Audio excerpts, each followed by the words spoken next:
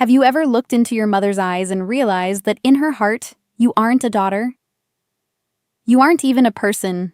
You're just a negative number on a ledger. My name is Adele. I'm 32 years old. For the last decade, I've worked as a senior research assistant in molecular biology here in Chicago. I'm the person who stays until 2 a.m. to ensure the protein samples don't degrade.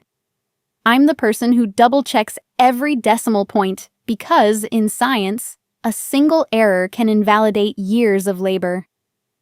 I've lived my life with that same precision, trying to be the perfect variable in a family equation that never quite balanced. Let me take you back to a Tuesday in November. It was the kind of Chicago afternoon where the sky is the color of a wet sidewalk and the wind off Lake Michigan feels like a serrated blade. I was standing on the porch of my parents' mansion in the Gold Coast. It's a colonial-style fortress of red brick and white trim, shielded by a wrought iron gate that always hums slightly when the heater is on. Inside, the house smelled of expensive diptyque candles, amber and wood smoke, and the faint, metallic scent of the coming snow. My mother, Odessa, was sitting in the library. She is a woman of 64 who has never had a hair out of place or a public emotion out of order. She was wearing a cream-colored silk blouse that probably cost more than my monthly rent, sipping tea from a piece of English bone china so thin you could see the shadow of her fingers through it. My father, Lachlan, was at his mahogany desk, his back to us, silhouetted against the gray light of the window. He was a banker for 40 years. He doesn't speak in sentences. He speaks in dividends. I wasn't there for a social visit. I was holding a manila folder that felt heavier than a lead slab. Inside were the results of an echocardiogram. My heart, the very engine of my life, was failing. A congenital valve defect I'd managed for years had finally reached a breaking point. My ejection fraction was at 45% and dropping. The specialist at Northwestern had been blunt. I needed a valve replacement within the next 90 days. The cost, after my meager insurance, was $45,000. I've calculated everything, I said, my voice steady, though my pulse was thundering in my throat. I have $15,000 in savings. I've already applied for a medical loan, but as a research assistant, my debt-to-income ratio is too high. I'm asking for a loan of $30,000. I'll sign a legal promissory note. I'll pay it back with interest, even if it takes me 10 years. The only sound in the room was the clack of Odessa's teacup meeting the saucer. She didn't look at the medical reports. She didn't even look at me. She looked at a spot on the wall just above my head. "Adele," she said, her voice like silk wrapped around a razor. "We've spent 32 years investing in you. We paid for your private schooling, your undergraduate degree. And yet, you chose a career that pays like a hobby. You've always been difficult. A constant drain." She finally looked at me, and her eyes were as cold as the lake water. "To be blunt, you are a financial black hole. Every dollar we pour into you simply disappears into a life that never yields a return. We have to think about our retirement, the family legacy, and your sister's upcoming milestones. We have to be realistic." I looked at my father. He didn't turn around. He just continued scrolling through a spreadsheet on his monitor. His silence was a verdict. In his world, I was a bad asset, a liability to be written off. I felt a strange, hollow sensation in my chest, not from the failing valve, but from the sudden, absolute clarity of the moment. I realized that my mother wasn't a monster. She was just a bookkeeper. And in her books, my life wasn't worth the price of a mid-sized sedan. "I see," I said. I didn't cry. I didn't beg. My grandmother used to say that dignity isn't something people can take from you. It's something you give away when you stop respecting your own boundaries. I wasn't going to give them anything else. I picked up the manila folder. "I understand," I'll stop being a burden now. I walked out of that library, through the foyer with its marble floors that echoed my every step, and out into the biting Chicago wind. The heavy oak door clicked shut behind me with a sound as final as a coffin lid. I didn't call an Uber. I walked 6 blocks to the L train station, my wool coat providing little protection against the damp chill. As I sat on the red line heading toward my cramped studio in the South Side, I watched my reflection in the dark window. For 32 years, I had tried to fill the space they gave me. I had been the quiet daughter, the dependable sister, the one who never asked for more than was offered. But that night, sitting among the tired commuters and the flickering blue streetlights, a quiet internal decision took root. If they wanted a black hole, I would give them one. I would vanish so completely that they would forget I ever occupied a seat at their table. I would let the old Adele die, the one who hungered for a love that was only ever conditional. When I reached my apartment, the air was stagnant and smelled of old radiator heat. I sat at my small kitchen table, a piece of reclaimed wood I'd sanded myself, and prepared to call the only person who might actually see me as a human being. But before I could dial, my phone buzzed on the table. It was a notification from the family group chat. A thread I was usually ignored on. A photo appeared. It was Allegra, my older sister, standing in the middle of a designer boutique. She was laughing, holding up a pair of shoes. Below it, my father had sent a message. Just approved the wire. Allegra's healing trip to London is officially booked. $300,000 for 3 months at the Savoy. You deserve a spiritual reset, honey. Healing vibes only. My mother had replied with a heart emoji. I stared at the screen until the light dimmed and the room went black. $45,000 to save a life was a black hole. $300,000 for a vacation was a spiritual reset. I put the phone face down on the table. The silence of the room was absolute.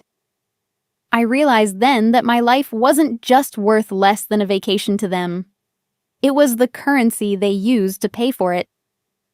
The black hole wasn't just a name they called me. It was the only thing I had left to become. Would you have stayed silent? If you found out your life was traded for a postcard, would you have kept the peace? Or would you have set the house on fire? In the Chicago Gold Coast, where I grew up, we were raised to believe that loyalty was the highest virtue. But looking back, I realized that for Odessa and Lachlan, loyalty was just another word for obedience. My family operated like a high-stakes hedge fund. Lachlan, with his banking background, managed our domestic life as a diversified portfolio. Allegra was the blue-chip stock, the reliable, high-yield investment who looked exactly like the daughter a man of his stature should have. I was the volatile asset, the outlier whose interests in molecular structures and research labs offered no immediate prestige. I remember a winter evening in 2008. I had just been awarded a full academic scholarship to the University of Chicago. It was the result of 3 years of relentless study, of nights spent under a desk lamp until my eyes burned. When I brought the news home, the foyer was filled with the scent of lilies. Allegra had misplaced a silver charm bracelet her boyfriend had given her. The entire household was in a state of emergency. My mother didn't even look at my certificate. She handed me a flashlight and told me to check the garden path because Allegra's emotional equilibrium is far more pressing than your paperwork. I spent 2 hours in the snow looking for a trinket. I told myself back then that they were just stressed or preoccupied. I justified their indifference by believing that my strength meant I didn't need the validation Allegra required. I accepted my role as the family buffer, the one who absorbed the impact so the others could stay polished. I didn't realize that by making myself small, I was giving them permission to erase me. Fast forward to 3 months after I walked out of that library. I was living in a South Side studio where the radiator clanked like a dying man and the frost on the windows was thick enough to scrape. I was dying. My heart monitor app kept emitting a thin, rhythmic chirp, a digital heartbeat that reminded me I was running out of borrowed time. I couldn't afford the medication to stabilize my rhythm, let alone the surgery. I sat on my thin mattress, wrapped in 2 blankets, and opened Instagram. It was a habit I should have broken, a ghost limb I kept trying to move. I saw a post from Allegra's private account. The image was drenched in the golden light of the London autumn. There she was, standing in front of the Savoy, draped in a $5,000 Burberry trench coat. She held a glass of vintage champagne, her face glowing with the kind of peace only absolute wealth can provide. The caption read, "Healing takes time and money. So grateful to Mom and Dad for this $300,000 spiritual reset in London. Finally away from the toxic energy back home. Hashtag healing journey, hashtag family support." I stared at that number, $300,000. It was nearly 7 times what I had begged for to stay alive. I didn't cry. The capacity for tears had been replaced by a heavy, leaden silence. I realized then that I hadn't been forgotten. I had been appraised. They had looked at my survival and Allegra's spiritual reset and decided which one was the better use of their capital. As a philosopher I once read said, "There is no greater cruelty than the indifference of those who are supposed to protect you." I felt my heart, the physical, failing muscle, stutter in my chest. I thought about the toxic energy Allegra mentioned. She meant me. She meant the inconvenience of having a sick sister who made their perfect life look flawed. Suddenly, a heavy knock echoed through my door. Not a polite rap, but a demand. Stellan walked in. He was 70 years old, smelling of old leather and the unfiltered coffee he'd been drinking since the 60s. He had been my grandfather's partner before Lachlan forced him out for having too much conscience for the modern banking world. He found me in the dark, my phone screen illuminating my pale face. He didn't offer a hug. He didn't offer pity. He sat on my only chair and looked at the Instagram post on my lap. "I'm not giving you this because you're a victim, Adele," he said, his voice a gravelly rumble. He placed a check on the table. "I'm giving you this because Odessa and Lachlan are fools, and you're the most brilliant mind they were ever lucky enough to ignore. I'm making a bet on you. Don't make me lose my money." I looked at the check. It was for the full amount. Stellan had been ousted from the inner circle years ago for defending my right to an education. He was my anchor, the only person who saw the architect beneath the rubble. "Why?" I whispered. "Because," Stellan said, standing up. "The world has enough investments. It needs more people who remember what it's like to be at the bottom." 2 days later, I was being wheeled into the surgical theater at Northwestern. The air was sterile, smelling of antiseptic and cold steel. As the nurse adjusted the IV, I looked up at the harsh circular lights. I wasn't afraid. I felt a strange, stoic calm. I made a vow in that moment of fading consciousness. The Adele who sought their approval, the daughter who accepted their crumbs, was staying on this table.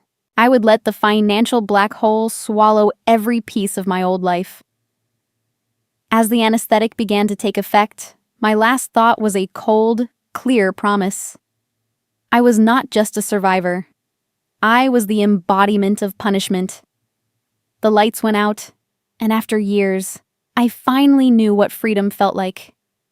I still remember the silence in that room after the anesthesia wore off. It's the moment you realize you're truly alone that you finally start to breathe.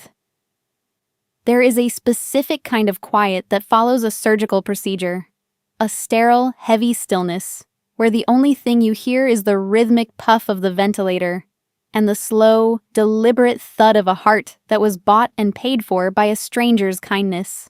Stellan sat in the corner, a shadowed silhouette against the Chicago skyline, watching over me like a sentinel. My parents never came. Not that night, not the week after. 6 months later, I was living in a modest one-bedroom apartment in Lincoln Square, a space filled with plants and the soft hum of a life being rebuilt. I had a quiet job at a small biotech firm, a position Stellan had helped me secure. I was healing, or so I thought. Then the phone vibrated on my wooden kitchen table. It was the golden hour, that time of day when the city turns the color of honey and everything feels, for a fleeting moment, safe. I picked up. It was Odessa. Her voice was velvet, a smooth melodic tone I hadn't heard in nearly a year. "Adele, honey," she said. She asked about my heart, my diet, my new little life. For a moment, my stoic armor cracked. There is a primal hunger in a daughter to believe that her mother has finally decided to love her. I let her in. I shared my recovery milestones. I told her about my strength returning. I wanted to believe that the near-death experience had acted as a catalyst for their change of heart. But as the weeks of false peace progressed, the conversations took a subtle turn. It was an interrogation disguised as maternal care. Odessa began to ask about my small savings, the modest insurance payout I'd received, and my credit score. She wanted to know exactly how much equity, the financial black hole, had managed to accumulate while they weren't looking. I gave them the map to my new life, thinking they wanted to visit. I didn't realize they only wanted to see what else was left to burn. The pivot happened on a Tuesday. The velvet in Odessa's voice turned to iron. Allegra had returned from London, apparently broken-hearted, and facing credit card issues that were supposedly beneath a woman of her standing.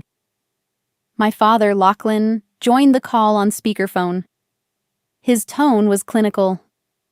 "Adele, you're healthy now. You don't have the expenses of a sick person anymore.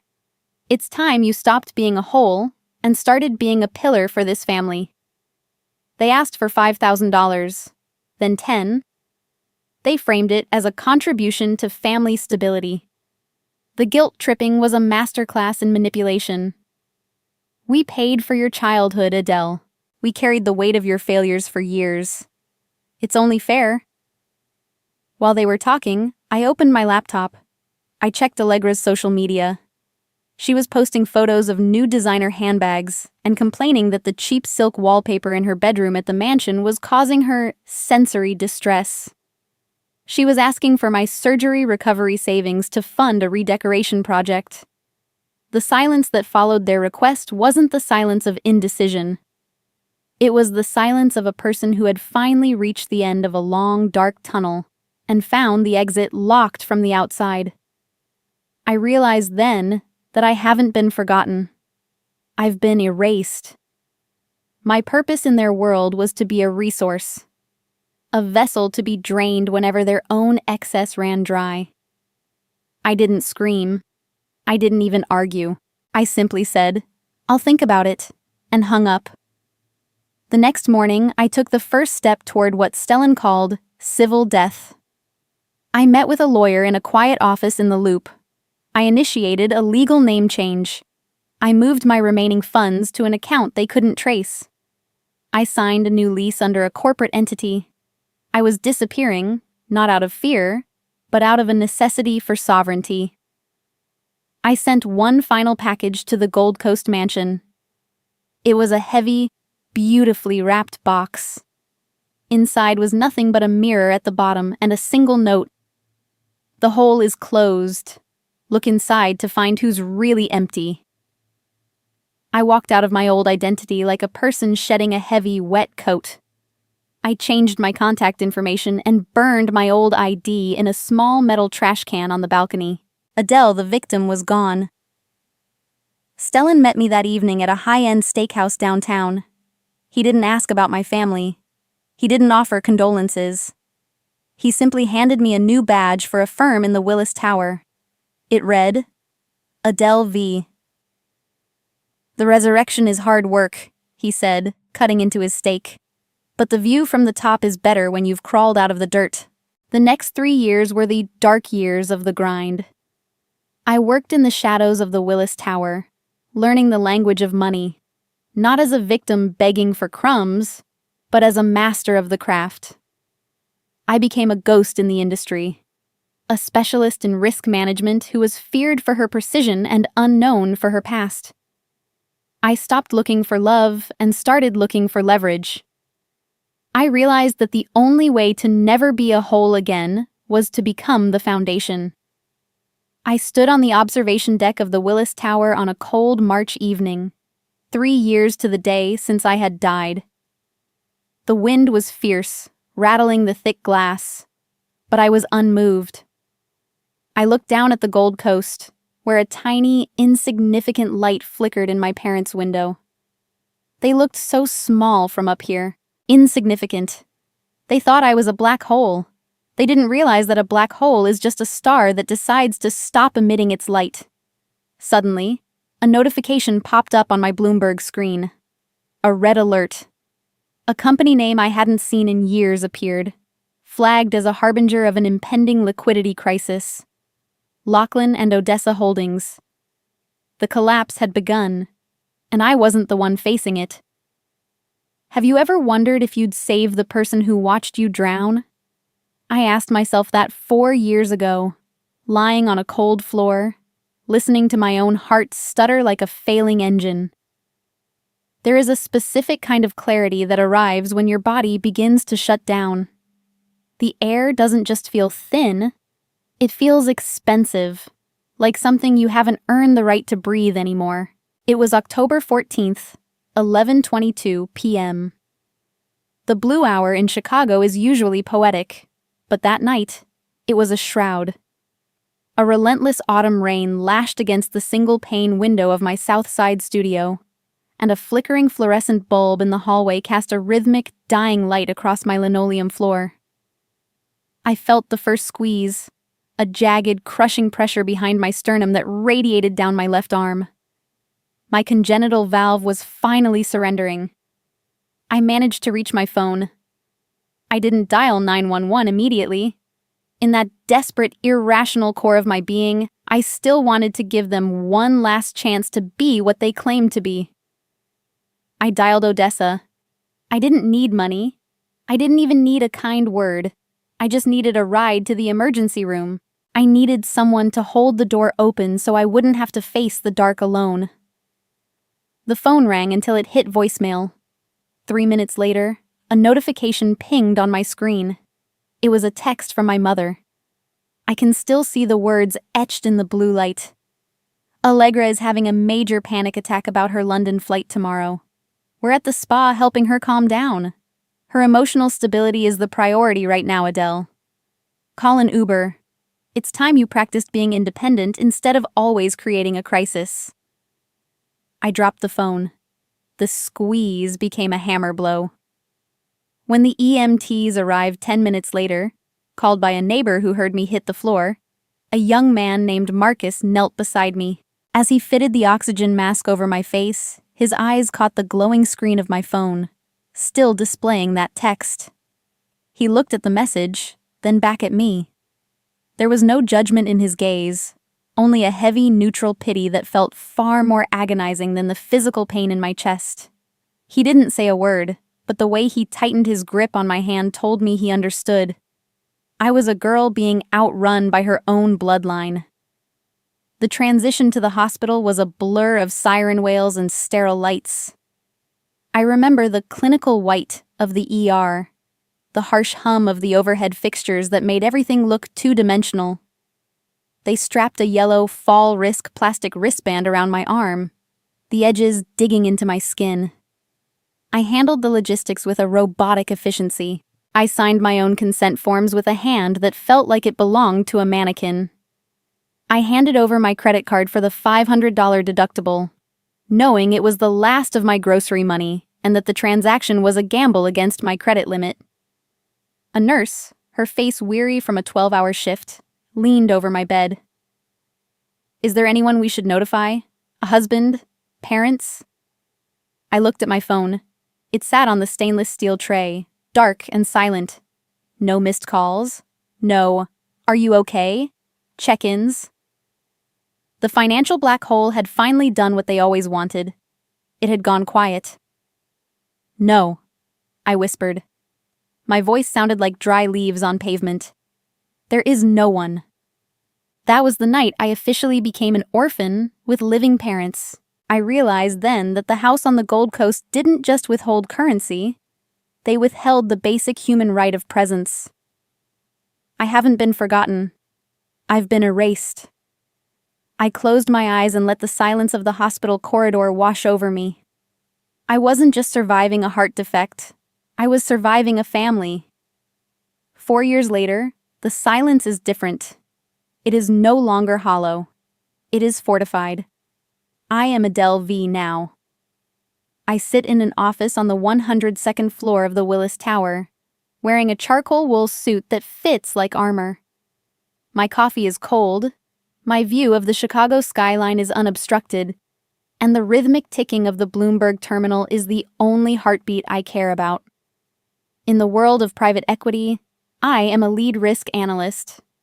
I don't feel anger anymore. Anger is an emotional expenditure I can no longer afford. I only feel logic. The words appeared on my screen in bright red. Lachlan and Odessa Holdings, on the verge of bankruptcy. I leaned back, the leather of my chair creaking softly. My research was exhaustive. My father had leveraged everything: the Gold Coast mansion, his remaining liquid assets, even the trust fund he had illegally skimmed from Allegra's healing accounts, into a fraudulent waterfront development project on the north side. It was a Ponzi scheme wrapped in a real estate bow, and the ribbon was about to snap. I looked at the data. As the senior analyst for the firm considering a distressed asset buyout, I had the power to structure a rescue. I could risk manage them into a safe harbor. I could save the brick and mortar of my childhood. I thought about Marcus the EMT. I thought about the yellow fall risk wristband.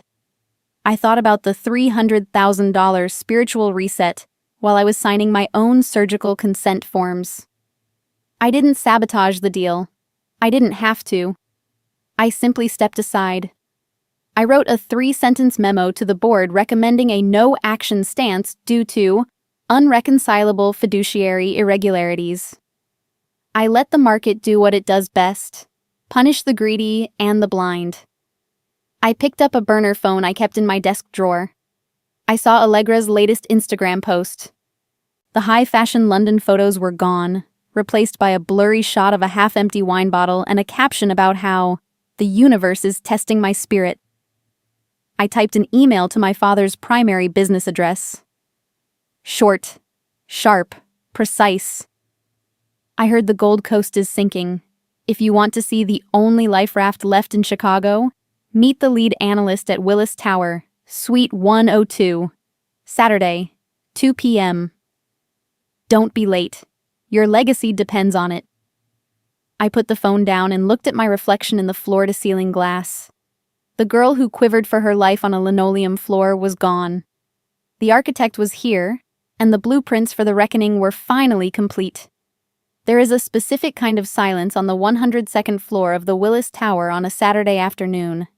It's the sound of distance. Distance from the noise of the streets. Distance from the heat of the struggle. And most importantly, distance from the people who spent 3 decades telling me I would never reach this height. Down there, among the gray Chicago blocks, I was a liability. Up here, I am the one who calculates the cost of other people's failures. I stood by the window, checking my reflection one last time. I wore a charcoal gray power suit, bespoke, sharp, and entirely devoid of sentiment. No jewelry, except for the watch Stellan gave me when I closed my first $10 million deal. I looked like the senior financial specialist my father's desperate reach-out had promised him. The irony was a cold weight in my stomach. I didn't have to trick them into this room. Their own greed and the terrifying prospect of losing their social standing had led them right to my doorstep. They were coming to see a specialist to save their Gold Coast legacy, completely unaware that the specialist was the very black hole they had tried to write off 4 years ago. The scent of expensive espresso lingered in the air. The servers in the back room hummed with the processing of global data. Then, the chime of the private elevator echoed through the suite. The lights above the door ticked upward with clinical precision. 98, 99, 100, 101, 102. The heavy glass doors slid open with a soft hiss. Lachlan, Odessa, and Allegra walked in. They were diminished. There is no other word for it. My father, once a man who occupied space with the arrogance of a judge, now looked like a suit draped over a wire hanger. His cuffs were frayed, and his posture was broken. Odessa followed, her face a mask of desperate makeup and Gold Coast perfection that was beginning to crack at the edges. Behind them, Allegra looked like a ghost of her former Instagram self. She was wearing the same Burberry trench coat from the London photos, but it was stained and wrinkled. Lachlan didn't even wait for a greeting. He stumbled toward the mahogany conference table, his breath coming in shallow hitches.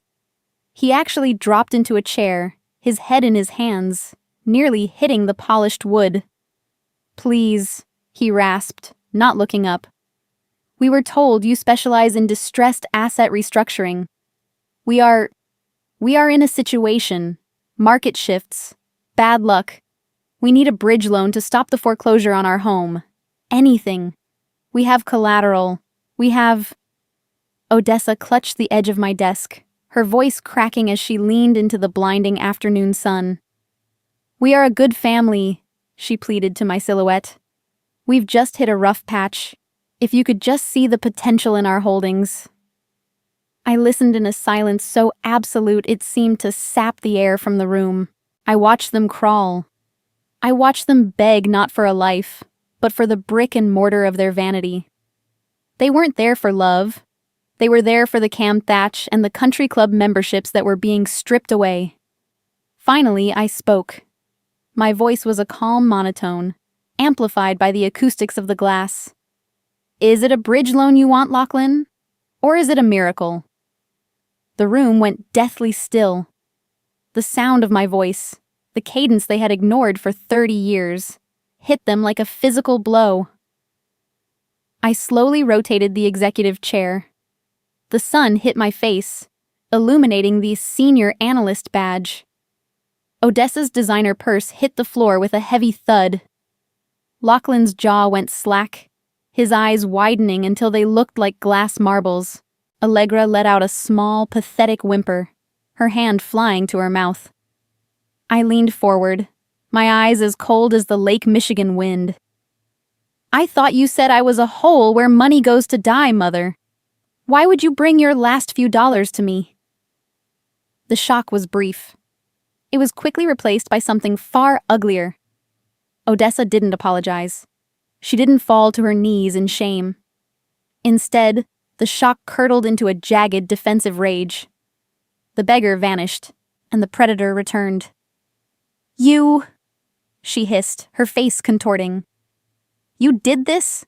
You watched us drown while you sat up here in your ivory tower? You're the specialist who ignored our filings for weeks?" "I didn't do anything, Odessa," I said quietly. "I simply stepped aside. I let the market value you the way you valued me. It turns out, your legacy is worth exactly 0. Odessa's hand dove into her stained trench coat. She pulled out her smartphone. She wasn't there just to beg. She had come prepared for a siege. "You think you're a big shot now?" she snarled, shoving the screen toward me. "Look at this, Adele. I've kept it for years, just in case." She played a video. It was an old, grainy clip from the attic days, recorded through a cracked door. It had been masterfully edited to look like I was stealing Lachlan's credit card information while faking my heart condition. It was a masterpiece of gaslighting, a lie constructed from the scraps of my suffering. If the board of this firm sees this evidence of their lead analyst being a thief and a fraud, Odessa smirked, her eyes gleaming with venom, your little resurrection ends today. You'll be the financial black hole again. Unemployed, disgraced. back in the gutter where you belong. I felt my heart, the physical valve Stellan had paid for, give a sharp, painful thud. Not from fear, but from the sudden, nauseating realization of what I was looking at. My mother would rather destroy my career and risk prison herself than let me have the last word. She was willing to burn the entire tower down just to make sure I stayed underneath the rubble. I wasn't a daughter to her. I was just a loose end she had forgotten to tie. The elevator dinged. The green light flashed. The board members were stepping out for our scheduled investment meeting. I had seconds to decide. My career, my reputation, and Stellan's trust were all hanging by a single fraying thread. Odessa's smirk widened. She held the send button over the firm's internal whistleblower email. "Save the house, Adele," she whispered, "or I'll bury you." I didn't blink. I didn't reach for her phone. I simply leaned back in my chair and watched her. In that moment, the woman who had birthed me looked like a stranger. A small, desperate gambler trying to bluff with a handful of dust. I let the silence stretch until the elevator dinged, and the board members walked past my glass walls, their voices muffled and professional. Odessa waited for the explosion, for the begging, for the financial black hole to cave in. I gave her nothing. I merely checked my watch and said, "We're done here. I'll see you at my lawyer's office tomorrow morning. Bring your phone, Mother. You're going to need it."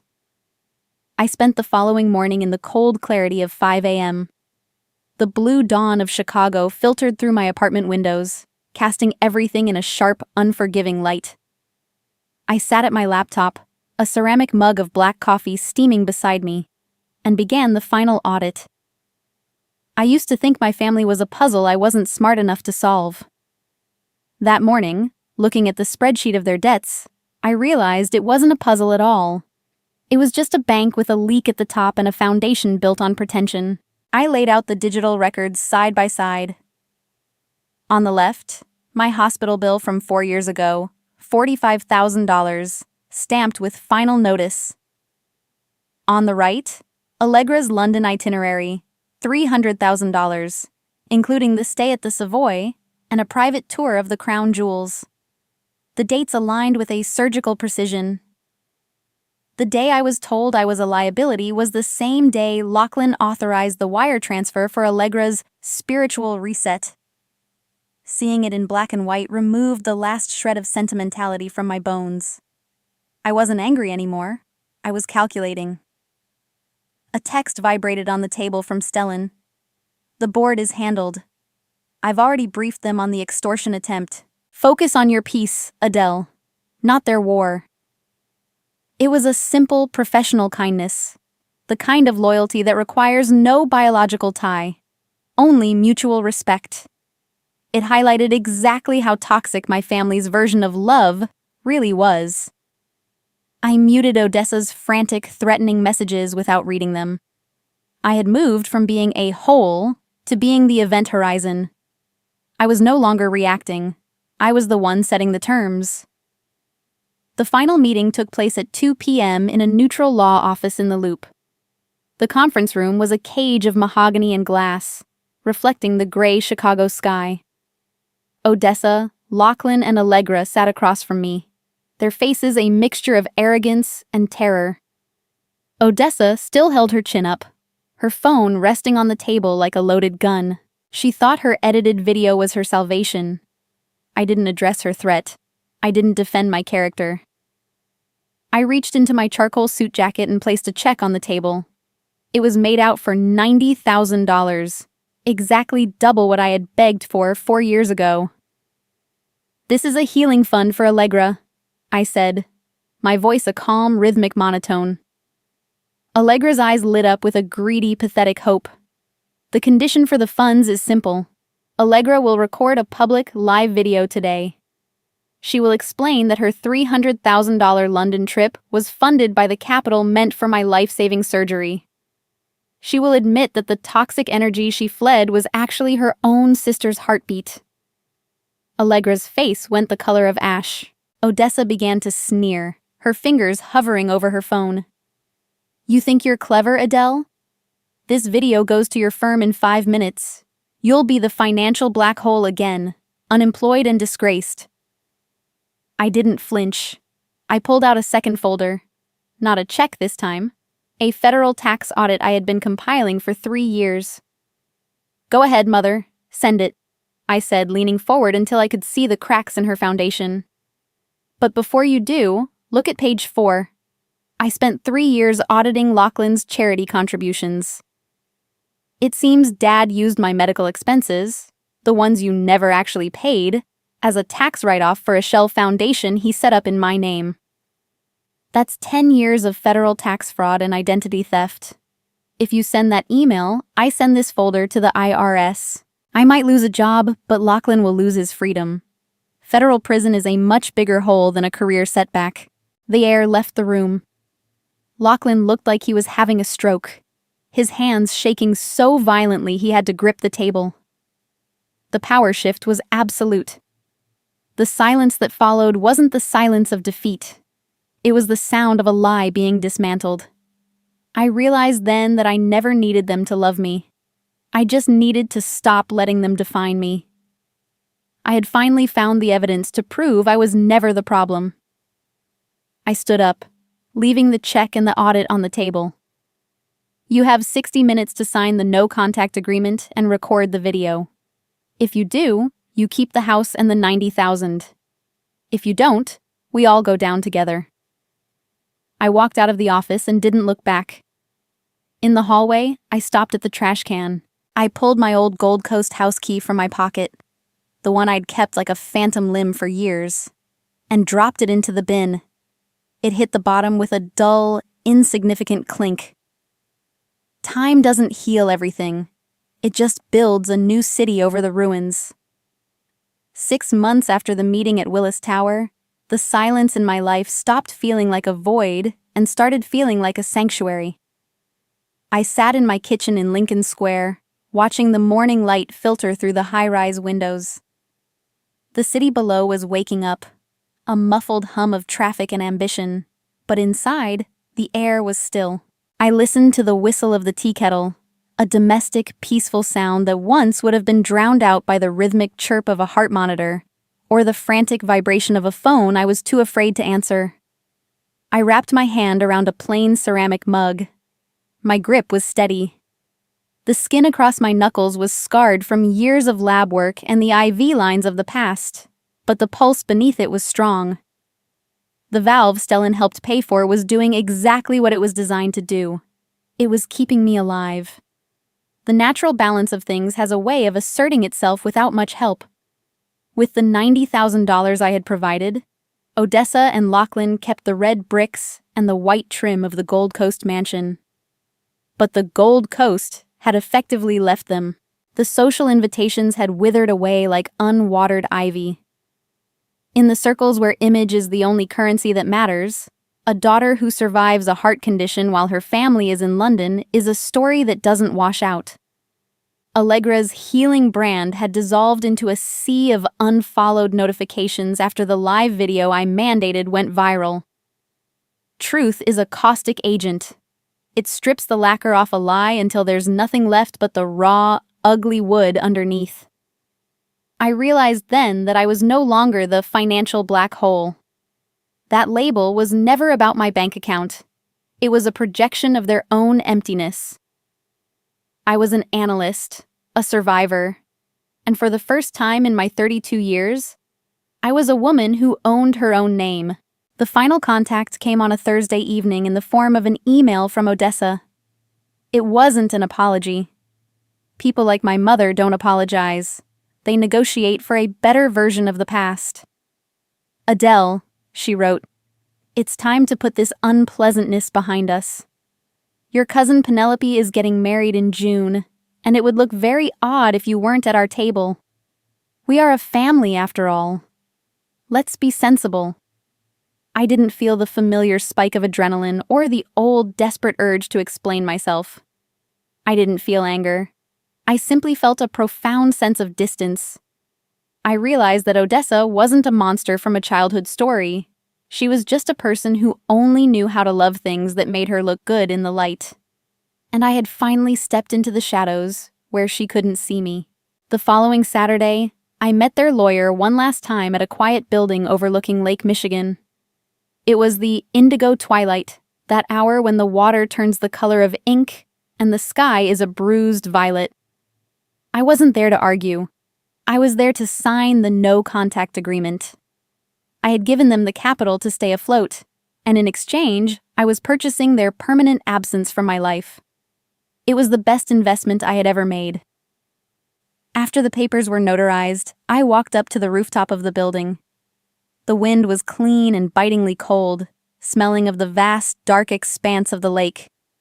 I pulled a manila folder from my bag, the one containing the evidence of Lachlan's decade of tax fraud. I looked at the documents one last time. I held the power to destroy them completely, to trade their mansion for a prison cell. I walked over to a small metal brazier used for rooftop gatherings and struck a match. I watched the first corner of the audit curl and blacken. I didn't need to hold their destruction over their heads to feel safe. My safety came from my own independence, not their ruin. Revenge is a fire that requires you to stay close enough to get burned. Justice is simply walking away and letting the cold take care of the rest. Stellan stood in the shadows by the door, his coat collar turned up against the wind. He didn't say, "Well done." He didn't offer a platitude. He just nodded as the last of the papers turned to ash and scattered into the Chicago night. "The debt is paid, Adele," he said, his voice a low rumble. "To me and to them." I reached into my pocket and pulled out a small silk bag. Inside were dried hydrangea petals, the very same flowers Allegra had spent $15,000 on for her homecoming party 4 years ago. I had kept them as a reminder of the cost of a spiritual reset. I opened my hand and let the wind catch them. They danced for a second in the air, tiny pale ghosts against the glowing circuit board of the city lights below, before disappearing into the dark. It was a ritual of rebirth. I was letting go of the girl who had quivered on a linoleum floor, the daughter who had begged for her life, and the resentment that had kept me tethered to a house that was never a home. Victory isn't the moment they admit they were wrong. They may never admit it. Victory is the moment their voice no longer carries weight in your head. It's the moment you realize you were never a hole designed to swallow light. You were always the horizon. I looked out at the vastness of Lake Michigan. They feared the black hole because they thought it was the end of everything. But they forgot one thing about the physics of the void. It's exactly where the pressure is greatest that a new universe is born. I took a deep, steady breath, and for the first time, my heart didn't skip a beat. I turned my back on the Gold Coast and walked toward the light,